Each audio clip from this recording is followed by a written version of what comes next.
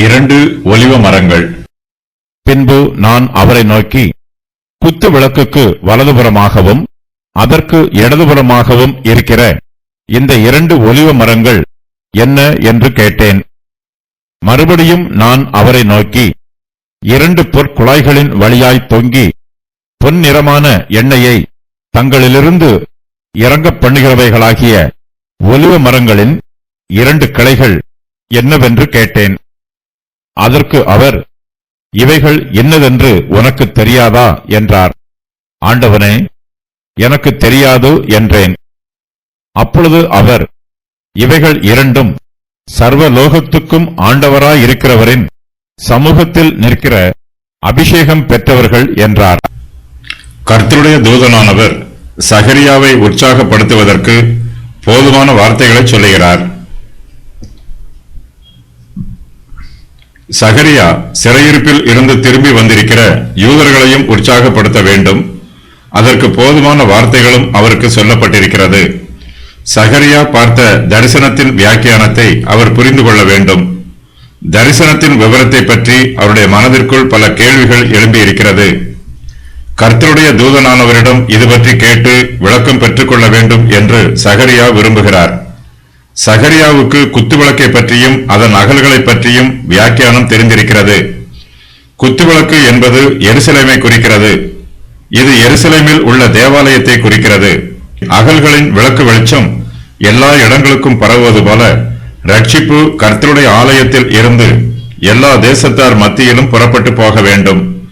குத்துவிளக்குக்கு வலதுபுறமாக ஒரு ஒலிவ மரமும் அதற்கு இடதுபுறமாக மற்றொரு ஒலிவ மரமும் ஆக 2 ஒலிவ மரங்கள் இருக்கிறது.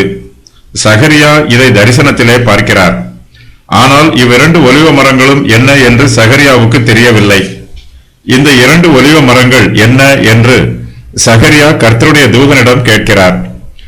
சகரியா ஒலிவ மரங்களின் 2 கிளைகளையும் தரிசனத்திலே பார்க்கிறார். அந்த கிளைகளும் என்ன என்று சகரியாவுக்கு தெரியவில்லை.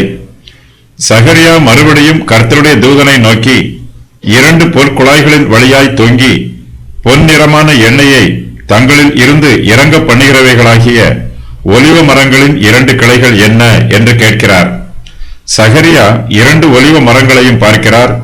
ஒலிவ மரங்களின் 2 கிளைகளையும் பார்க்கிறார். 2 ஒலிவ மரங்களும் குத்துவிளக்குக்கு வலதுபுறமாக ஒன்றும் இடதுபுறமாக மற்றொன்றும் இருக்கிறது.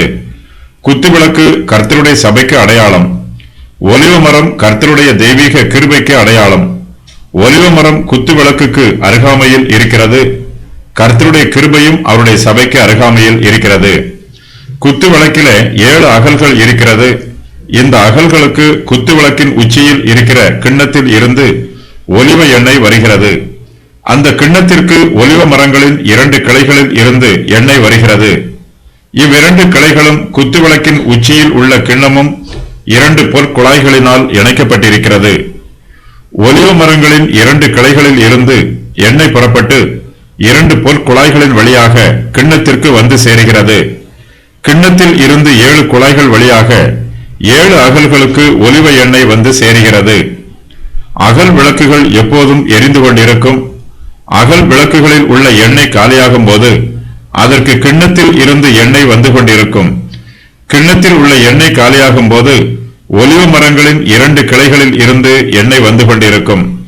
கிண்ணத்திலோ அகல்களிலோ ஒலிவ எண்ணெய் ஒருபோதும் வற்றி போவதில்லை. அகல்களில் எண்ணெய் வற்றி போக புதிய எண்ணெய் கிண்ணத்தில் இருந்தும் ஒலிவ மரங்களின் 2 கிளைகளில் இருந்தும் வந்து கொண்டே இருக்கும். ஒலிவ மரங்களின் 2 கிளைகளும் தங்களிடத்தில் உள்ள ஒலிவ எண்ணெயை பொற்குழாய்களின் வழியாக குத்துவிளக்கின் கிண்ணத்திற்கு கொடுத்து கொண்டிருக்கிறது. கிண்ணத்திற்கு எண்ணெய் வர வேண்டும் என்பதற்காக ஒலிவ மரங்களின் 2 கிளைகளும் தங்களிடத்தில் உள்ள எண்ணெயை கொடுத்து தங்களையே வெறுமையாக்குகிறது. நம்முடைய கர்த்தராகிய இயேசு கிறிஸ்துவும் நம்மை நிரப்ப வேண்டும் என்பதற்காக அவர் தம்மையே வெறுமையாக்கினார். இயேசு கிறிஸ்துவின் பரிசுத்தமான இரத்தமே பொற்குழாய்களின் வழியாக வடியும் இரத்தமாகும். இந்த குழாய்களின் வழியாக நமக்கு தேவையான ஜீவாதாரங்களை நாம் பெற்றுக்கொள்கிறோம். நம்முடைய ஜீவாதாரம் நம்முடைய கர்த்தராகிய இயேசு கிறிஸ்துவினிடத்தில் இருந்தே நமக்கு வருகிறது. சகரியா கர்த்தருடைய தூதனானவரிடம் இந்த 2 ஒலிவ மரங்கள் என்ன என்றும் ஒலிவ மரங்களின் 2 கிளைகள் என்ன என்றும் கேட்கிறார். கர்த்தருடைய தூதனானவர் சகரியாவிடம், இவைகள் இன்னதென்று உனக்கு தெரியாதா என்று கேட்கிறார். அதற்கு சகரியா, ஆண்டவனே, எனக்கு தெரியாது என்று பிரதியுத்தரம் சொல்லுகிறார். குத்துவிளக்கு கர்த்தருடைய சபைக்கு அடையாளம் என்பது சகரியாவுக்கு தெரிந்திருக்கிறது. ஆனால் குத்துவிளக்குக்கு ஒலிவ எண்ணெயை கொடுக்கும் 2 ஒலிவ மரங்களை பற்றி அவருக்கு தெரியவில்லை. 2 ஒலிவ மரங்களும் தேவனுடைய கிருபைக்கு அடையாளம். கர்த்தருடைய தூதனானவர் சகரியாவிடம், இவைகள் 2ம் சர்வலோகத்துக்கும் ஆண்டவராய் இருக்கிறவரின் சமூகத்தில் நிற்கிற அபிஷேகம் பெற்றவர்கள் என்று சொல்லுகிறார். 2 ஒலிவ மரங்களுக்கும் ஒலிவ மரங்களின் 2 கிளைகளுக்கும் கர்த்தருடைய தூதனானவர் விளக்கம் சொல்லுகிறார். விளக்குத்தண்டு என்பது பிரத்யட்சமான சபையை குறிக்கும் என்று வேத பண்டிதர்களில் சிலர் விளக்கம் சொல்லுகிறார்கள். யூதர்கள் சிறையிருப்பில் இருந்து தங்கள் தேசத்திற்கு திரும்பி வந்தபோது அக்காலத்தில் இருந்த யூதர்களுடைய சபையை குறிக்கும் என்பது ஒரு விளக்கம். கர்த்தர் சிறையிருப்பில் இருந்து திரும்பி வந்த யூதர்களுக்கு ஆறுதலை கொடுப்பதற்காகவே சகரியாவுக்கு தரிசனத்தை காண்பித்திருக்கிறார். அபிஷேகம் பெற்றவர்கள் சர்வலோகத்திற்கும் ஆண்டவராய் இருக்கிறவருடைய சமூகத்தில் நிற்கிறார்கள். அபிஷேகம் பெற்றவர்கள் என்னும் வாக்கியம் செருபாபேலையும் யோசுவாவையும் குறிக்கும் என்பது ஒரு வியாக்கியானம்.